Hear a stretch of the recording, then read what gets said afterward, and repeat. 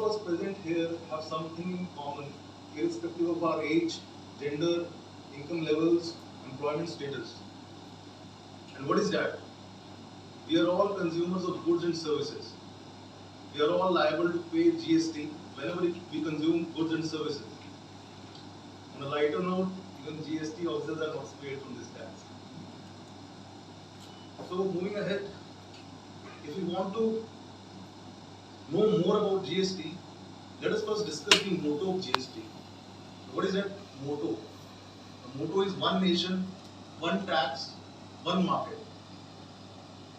So were we not a nation before the introduction of GST? Politically, we were, but economically, unfortunately, we were not. Were we having one single indirect tax before the introduction of GST? No. Were we having one common national market for goods and services? No. The GST is often claimed to be the most significant indirect tax reform. How? We will see later on. Let us move ahead. Let us first start with as to why are taxes levied. So taxes are levied by the governments to finance the expenditure needs as well as to finance the developmental needs of the country. And broadly speaking, taxes are of two types. First, the direct taxes, and second category is indirect taxes.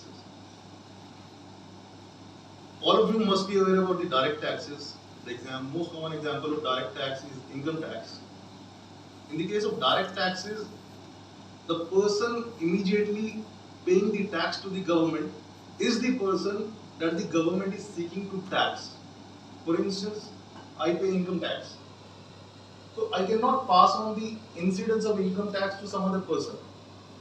I am paying it directly to the government, and that is why it is called as direct tax. Let us now move ahead to indirect taxes. So what are indirect taxes? Indirect tax is a tax that is levied on the goods or services rather than on an individual or a company. Indirect tax is a type of tax where the incidence and impact of taxation does not fall on the same entity. It can be passed on to some other person. What are the most common examples of indirect taxes? Before the introduction of GST, there were many indirect taxes operating in our country, such as central excise duty, service tax, VAT, and many other indirect taxes were also there, like local tax, octroi.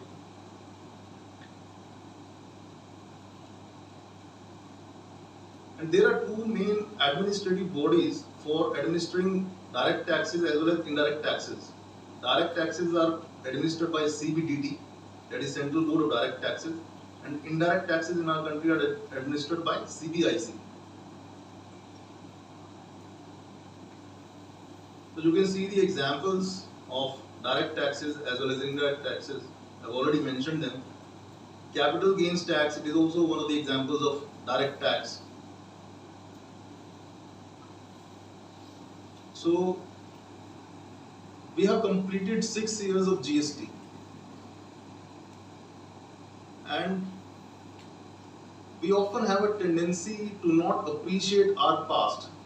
We often take our present. We often take our present for granted.